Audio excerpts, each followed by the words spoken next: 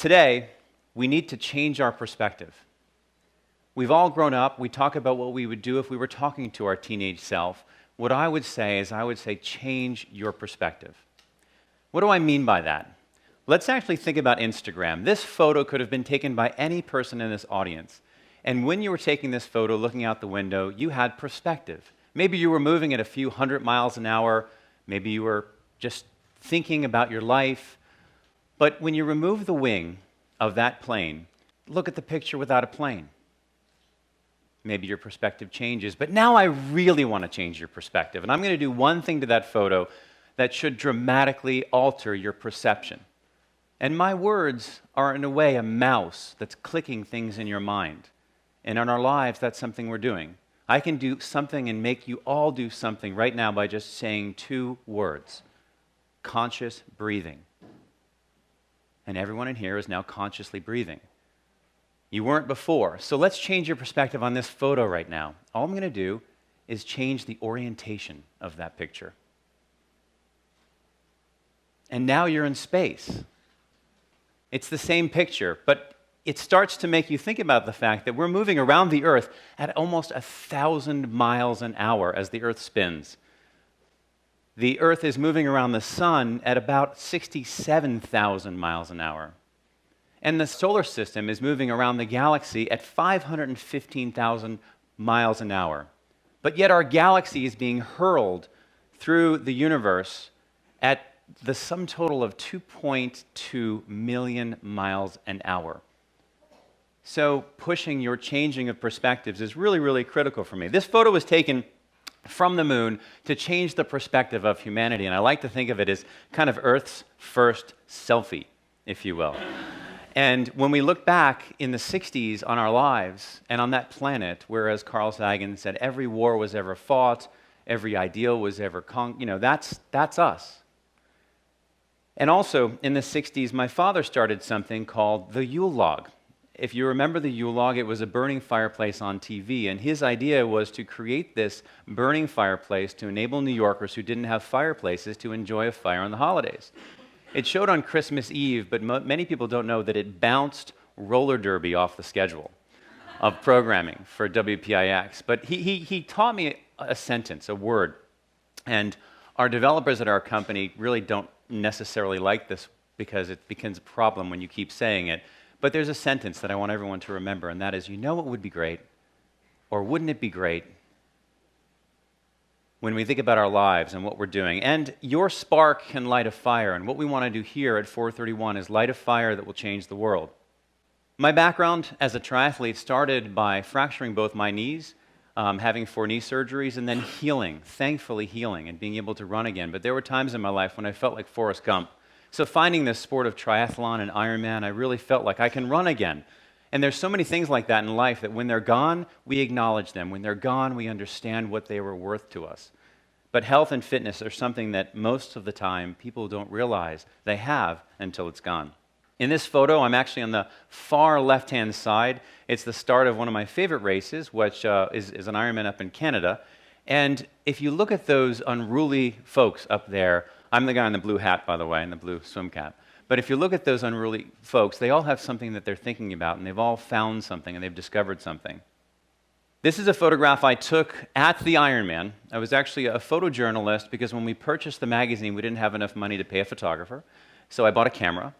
And we were actually building and growing our sport by sharing those stories with the world of what it meant to achieve something excellent. So I took this photograph. It's actually 2 shots overlaid on top of each other. One is underwater, and I think, Karen, you are probably in that photo somewhere. So that is something that is really, truly, it's a perspective that you need to get. And this is another photo that I love. Someone sent me this kid, and what's fantastic about it is his goggles fell off, and he propped the goggles between his mouth and his nose to hold them on his face as he was moving forward. He had the stick-to-itiveness to move forward in his life. But you know what? We are facing a problem because a lot of people don't share the perspective. There's a lot of folks out there that just do not know what it means to be healthy. And the problem is obesity. It's childhood obesity. It's our body mass. It's the diseases, the disorders, all of the things that we're talking about this weekend, which really challenge our society. And as that problem really frames itself, what went wrong behind this human cell? And you can see the picture of a human cell and the two outcomes. If you were a scientist studying the two outcomes, what went wrong between option A and option B? It's the same cell. What's the difference between these two women? Is it the organic apple? Is it the processed white bread? Is it the pesticides on the lettuce? What is changing someone's behavior to have a different outcome for how they feel and how they look and how they live their lives? What's the difference between these two men?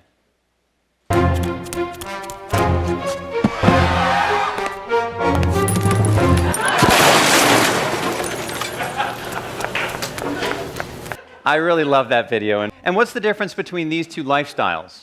And you may recognize that donkey on the left for how you felt when you felt completely overwhelmed. And I'll ask you, what are those boxes that you're carrying around? Is it stress? Is it a poor diet? What are the things that are getting you lifted off the ground and just to a point in your life where, I don't know. It really is. You have to wonder what that donkey is thinking and feeling right now. And I know I've felt like that at certain points in my career. But I've also felt like the horse running in the field on the left at different points in my career.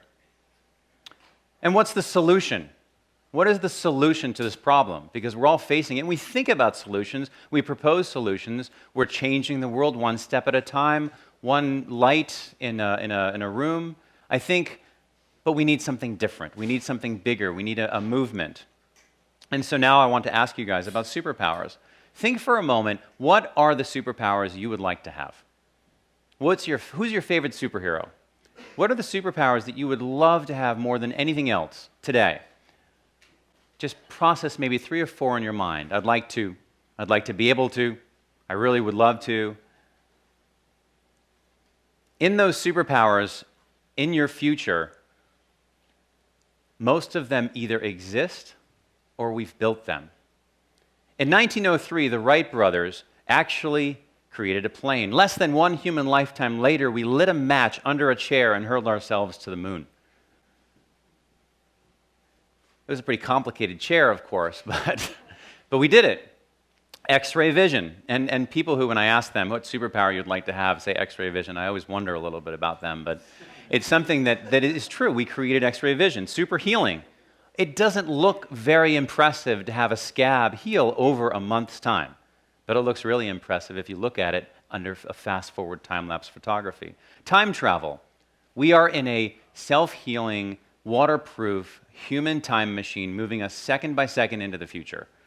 Remember the sentence I said a moment ago? It's in the past. You're a time machine.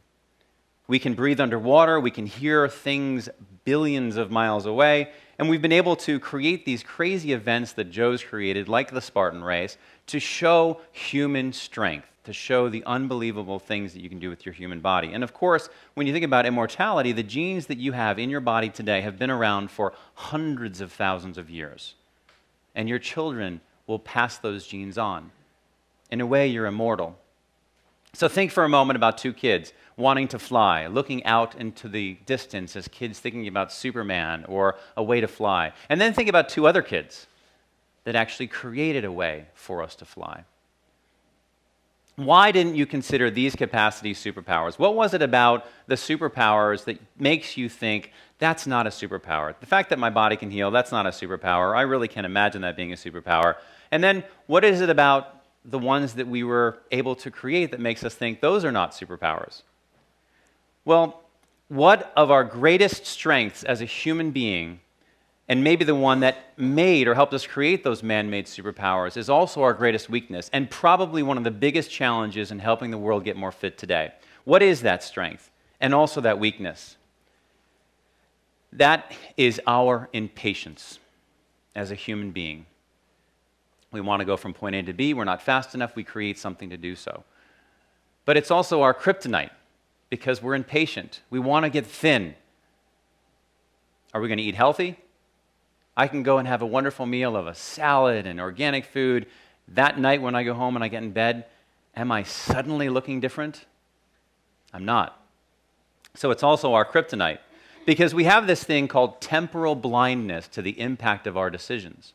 And that temporal blindness is poison, is a challenge. It is a disaster for our society, because if this young lady ate that entire cookies, looks like Oreos, maybe some chocolates, a few cupcakes, would she actually look different the next day?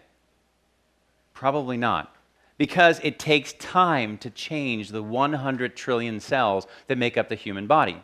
Now remember, you're 90% not human. You're 90% the bacteria that your human cells command. But the 10% of you that actually is a human cell, there's 100 trillion of those. An adult has 7 octillion atoms. For perspective, there's only 300 billion stars in our galaxy. That's a staggering statistic.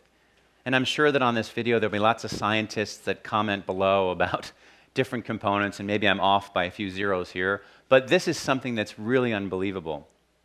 And if you can remember from the stars in our galaxy, how fast is our galaxy moving through the universe away from the Big Bang? 2.2 million miles an hour. That's how fast you're moving today. We are big data. All of these 100 trillion human cells, each one of them contains 1.5 gigs of data. Think about that. On the left, you'll see the first 1 gigabyte hard drive 20 years ago. And then you'll see the one that's likely in many of your camera cards today, which is on the other side. But what's important to note is 1.5 gigs times 100 trillion cells equals 150 trillion gigabytes, or 150 billion terabytes, or 150 zettabytes. What does that mean? That means that your human cells could fit 25 billion Library of Congresses in code. That's staggering. We are writing our code with our lifestyle decisions. You're choosing with every choice you make to either support or sabotage your future with every food you put in your body. Has anyone here ever had an Ambien? If you think about Ambien, well, here's a little pill that can knock you out cold. If that can do that to you, think about what a cookie can do, or think about what a pizza could do. Think about what you're doing in your molecular structure every time you eat something. Our visible results are not immediate, and that's a challenge. What we do is not visible immediately. So what's the solution? We need number 28. That's the solution. That's it. That's all we need is number 28. And so what we're going to do today at 431 in Vermont in these beautiful mountains, invited here by Joe and crew, is discover and launch number 28. I like to think of the game Chutes and Ladders. Many of you have played this game. What happens when you land on number 28? You go all the way up. You get a shortcut to go all the way up to number 84. And if you look at number 87, what happens if we land on number 87? Well, we go all the way back as humanity. And what would be a number 87 event for humanity? Smoking is introduced by the Indians to the Europeans. Hydrogenated oils are invented to preserve food. You know, those are number 87s for us in our fitness. But what's our number 28 today? We need a number 28. We need a code 28 perspective shift. And that is the power of the time lapse. Let's begin our time-lapse journey as we fly around the world on the International Space Station, which even at normal speeds travels around the Earth every 90 minutes. Check out the Aurora Borealis.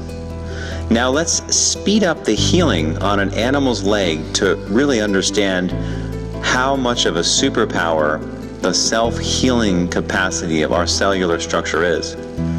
And looking at an individual who lost 50 pounds in 5 months, documenting it on camera, and a woman who time-lapsed her weight loss and the transformation of her body.